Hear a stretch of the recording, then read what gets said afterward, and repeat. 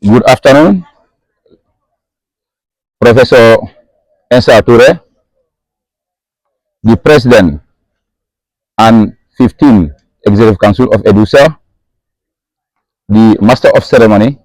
When the Master of Ceremony was given a bit of my biography, one key important thing that he left out was my connection to EDUSA. I'm a proud EDUSAN. And like the VP mentioned, I was the Sport Minister of the 12th Executive Council, the council that started the EDUSA Week.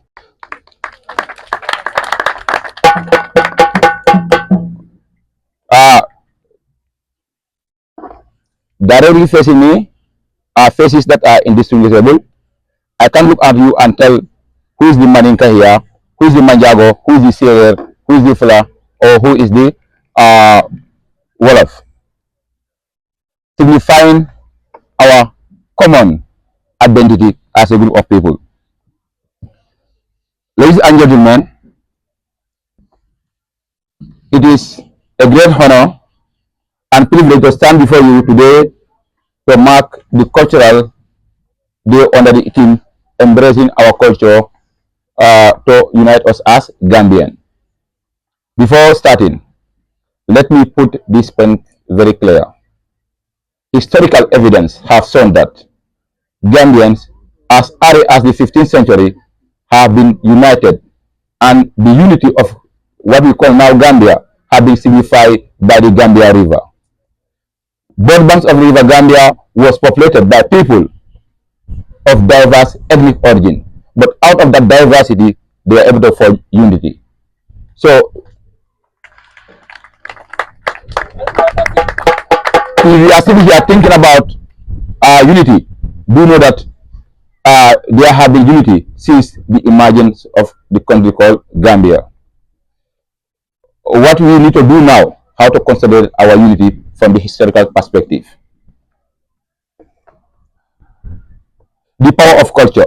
Before we look at the topic itself, that is celebrating our culture to promote, to unite us as Gambian, we need to understand what culture means first as a people. Culture is not just about celebration, it is about our identity. Culture is who we are as a people.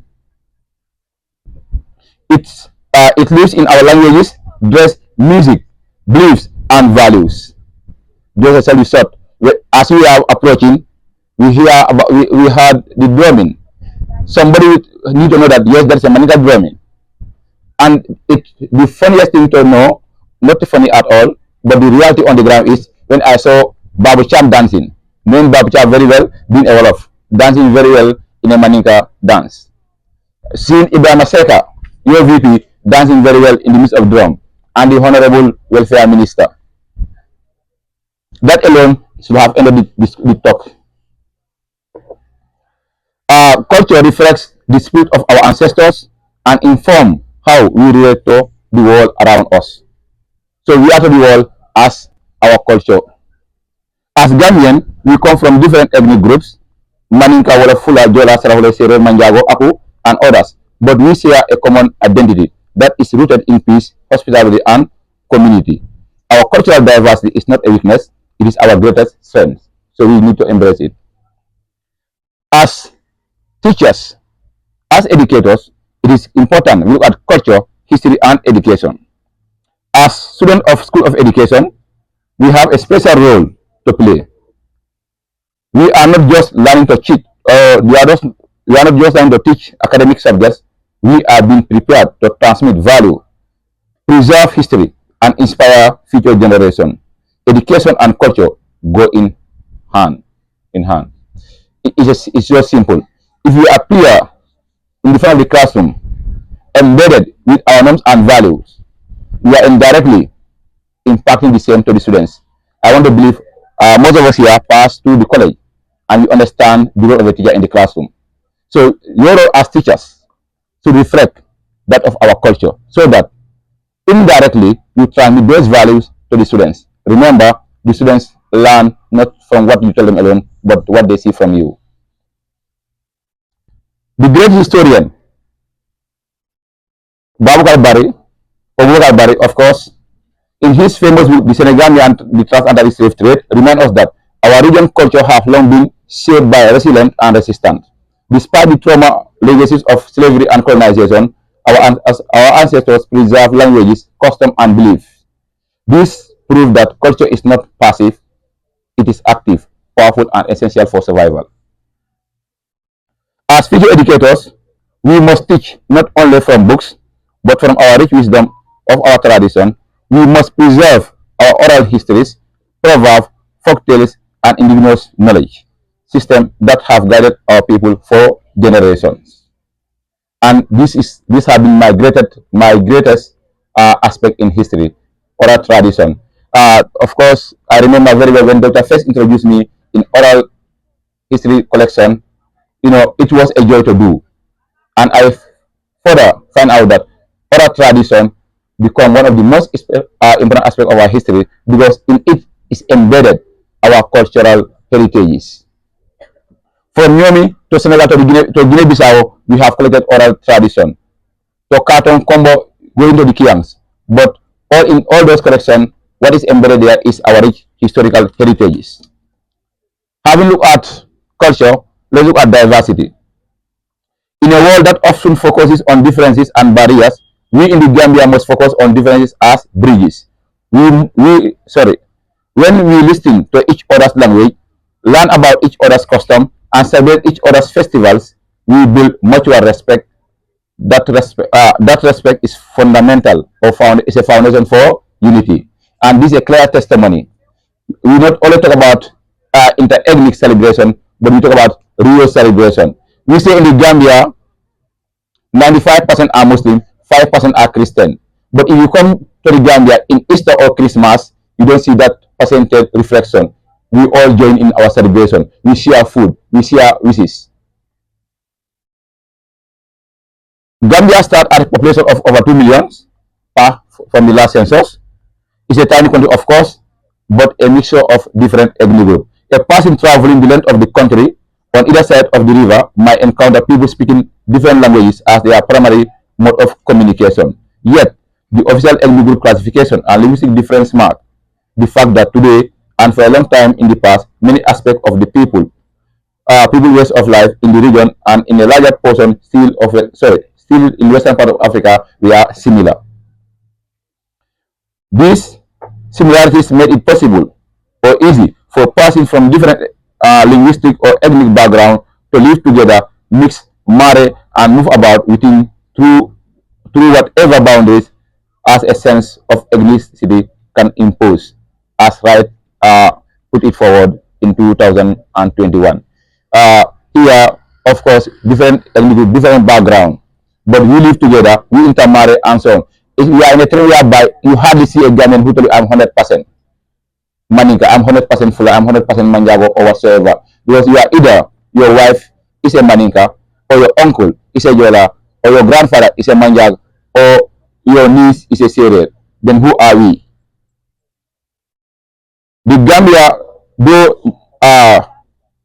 modest in size, is a mosaic of culture, languages, and tradition. From the Maninka period of the riverbank to the Fula cattle herders of the interior, from the Wolof traders in bustling market to the Jola communities in the forest south, we are all a country shaped by centuries of coexistence, migration, trade, and exchange.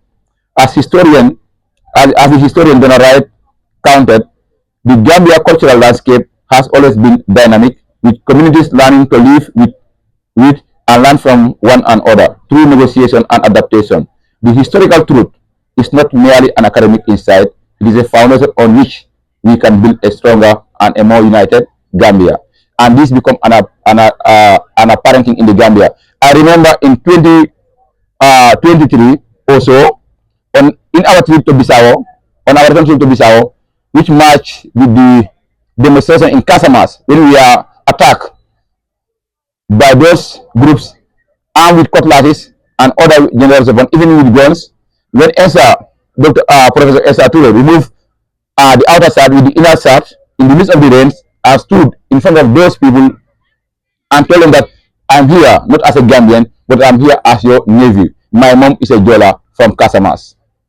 That mere fact alone is the tension, and we are able to negotiate through and came out unharmed.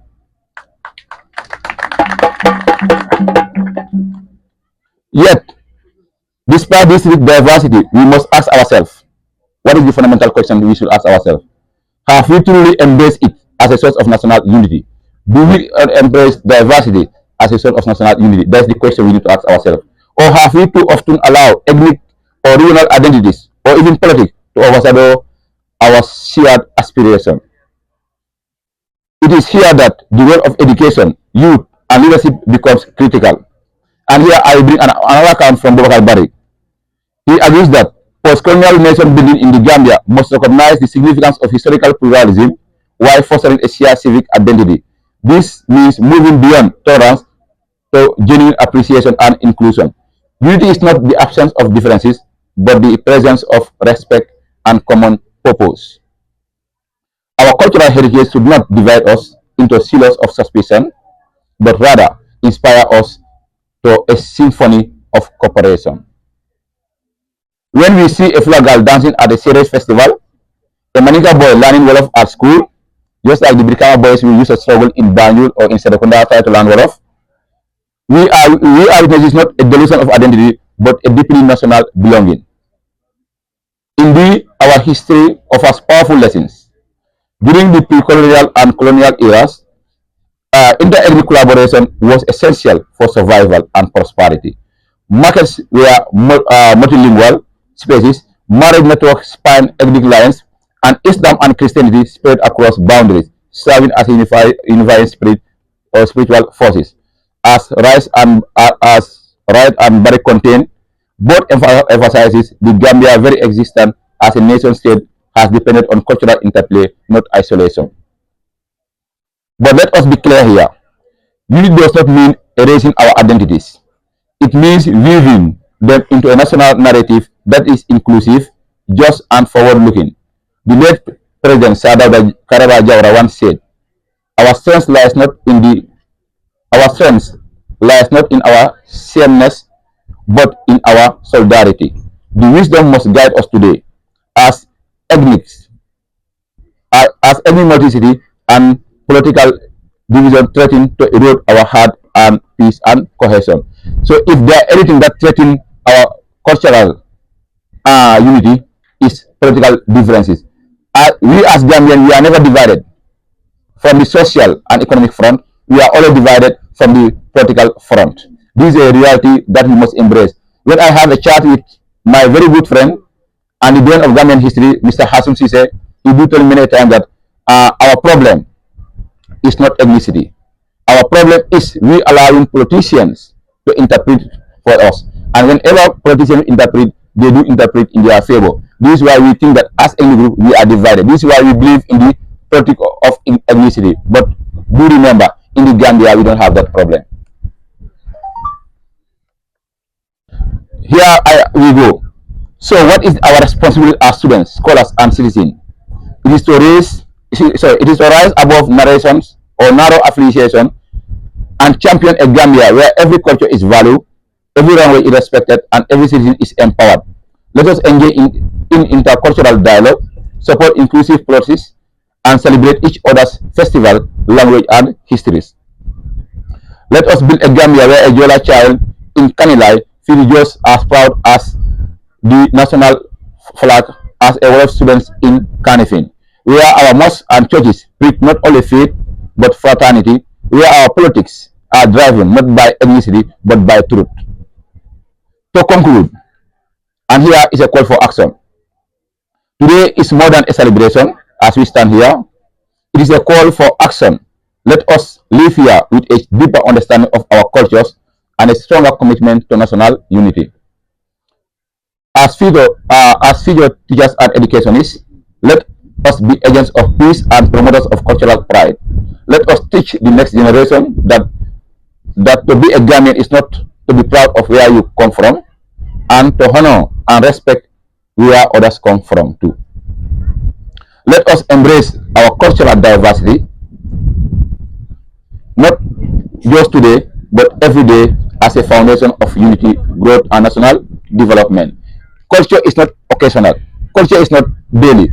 Culture is an everyday activity. Our everyday lives should reflect our culture.